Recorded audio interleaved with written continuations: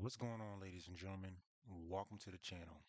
In today's video regarding economics and finances, we're going to be talking about the NATO members agreeing for 5% of the members' GDP allocated towards defense spending, how Germany's ahead of the curve by passing laws to print 1 trillion euros, and what lies ahead for these countries and companies related to these topics. So the way I look at finances and economics is that it's tightly interwoven with each other. I've experienced people questioning market movements, but not having to know how or why. And that's what interests me, finding out the cause and effects so I can research them and present them. So, with that being said, this is not financial advice, more so a documentation on what I find. All right, so let's get started. At the NATO summit in Hague, Netherlands earlier this year, all members of the NATO agreed to a 5% budget increase in defense spending. 3.5% will be spent on expenditures and core military needs. Expenditures, according to NATO, ranges from equipment, technology, training personnel, retirement, space, naval agencies, medical services, logistics. The list goes on. Take a look at this clip that I got from NATO's website directly. This explains more what's going on. It's really interesting because this covers more than just military operations. It surrounds and encompasses the military from this blanket effect. But I also saw a sliver in there that includes police force. So this covers everything from defense to protecting a nation from within. And that's obviously needed in this crazy world. But with the wars and geopolitical tensions, I'm not surprised to see plans of money injection methods from the leaders around the world. Knowing how much they're going to inject is hard to tell, but I did collect data of previous GDPs and I converted all these currency amounts to USD as a baseline. But I'll go over that a little bit more. So, in 2024, global defense spending reached 2.4 trillion more than in 2023 at 10% increase. Europe, NATO members, and Russia saw $457 billion at 11.7% increase. China's defense budget grew by $250 billion at 7.4% increase, and they plan to increase it again in 2026 by $250 billion, which is really interesting because the whole world's got one objective, it seems like it, and that is defense spending and increasing budgets for defense. So the total worldwide GDP was $110 trillion this last year.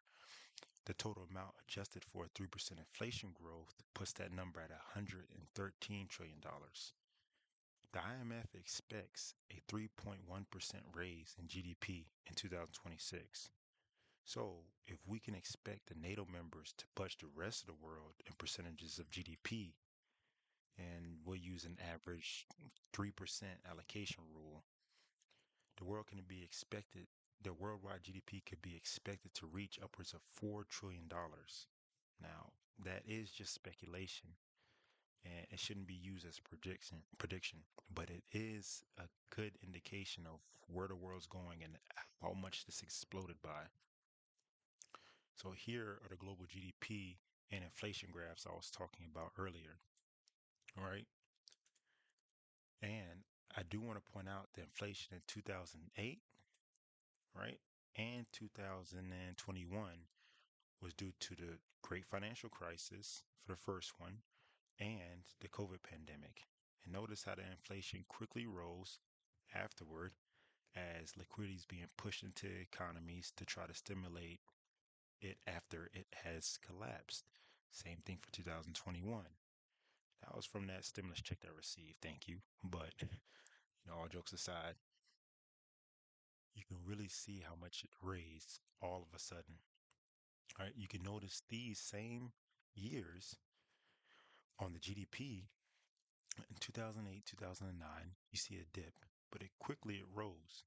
I have it zoomed out, so maybe it's not as quick as what it seems. But once I actually do zoom in, you can see. Wait a minute, I'm sorry. You can see how quickly it rose.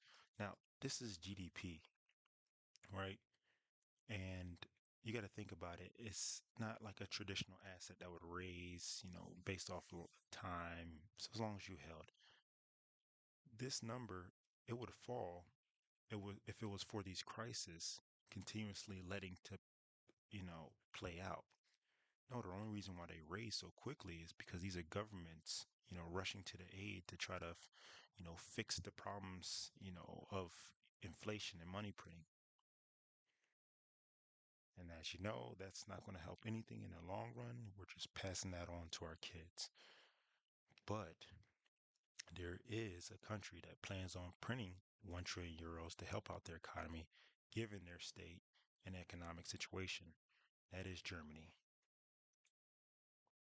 One of their biggest problems is suffering from bureaucracy, which has some companies on standby awaiting work orders, according to Felix Paklepa.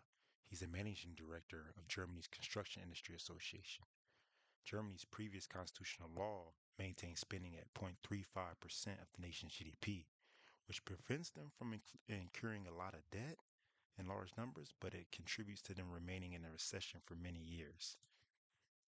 And this is their recession numbers for the last couple of years. Their growth in 2024, if you're not looking at the screen, was negative 0.2%. In 2025 is projected to be at 0%, and by next year it's projected to go up 1.1%. They're probably taking that money printing into consideration.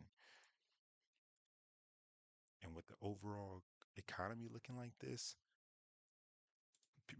companies like Volkswagen are definitely feeling it.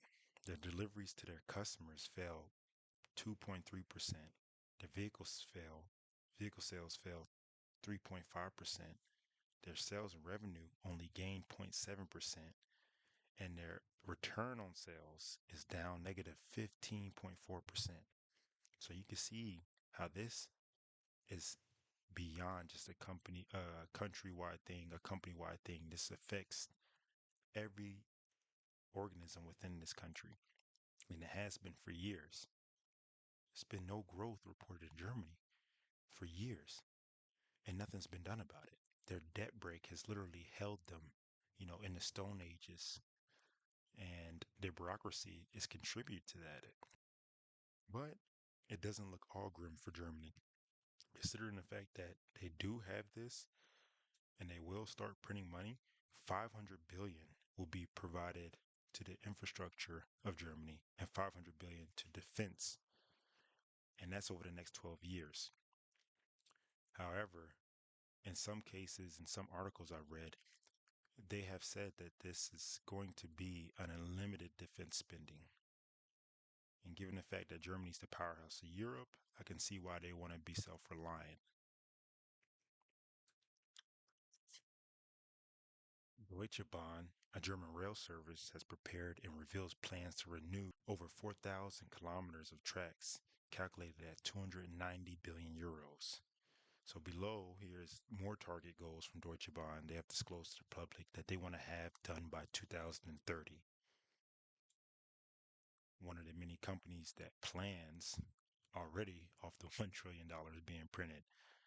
Our next one is Rheinmetal. Armin Paprika, CEO of Rheinmetall, met with representatives from Volkswagen and Alexander Velaskamp, the CEO of MAN, in Osnabrück, Germany. The group held talks about Volkswagen civilian auto plants converted into a defense producing plant. There's no contract stating the start of this defense building modification to the facilities, but the CEO from Rheinmetall commented it's a well-suited location. So prior, mid-March of this year, the Rheinmetall CEO emphasized prerequisites for a takeover of an automobile facility. So Germany's defense giants, Rheinmetall, is a Dusseldorf-based company that reported 30% sale increase totaling 10.6 billion euros last year. They provide defense modified vehicles to the Bundeswehr and other militaries across the globe. Here's a little bit of their homepage about their contracts with the Bundeswehr and what they provided. So I won't go over this whole page. As you can see, you can look at the title. type it in and find out the information. Interesting point. This company did send off 20,000 vehicles worldwide last year. And considering the entanglement of these companies, I've made this document to further explain the relationship they have with each other. As of now, Rheinmetal is contracted with the Bundeswehr and MAN since 2017. MAN is a subsidiary of Volkswagen. Volkswagen, not in direct contact with Rheinmetall, is proposing facility changes that would pair the two. Maybe it wouldn't, considering the fact that they have MAN, and maybe this contract would extend just between MAN and Rheinmetall. Scania vehicles are also used in Europe defense sector, and Volkswagen and MAN have already formed a joint venture since 2010. As you can see, Volkswagen owns Traton Group, which owns all these names listed below in the box. And with so many heavy hitter names, I'm honestly surprised to see Volkswagen struggle as much as they do. But you could have a great company and it could be ran terribly by leadership. So, that has a lot to say for itself. But hopefully with this, they can see a change. So as long as this funds are, managed correctly and responsibly, we'll see. I do believe this sector is going to see tremendous amounts of growth. Due to the West, mostly America, saying that they made it publicly known that support for Europe is no longer of importance.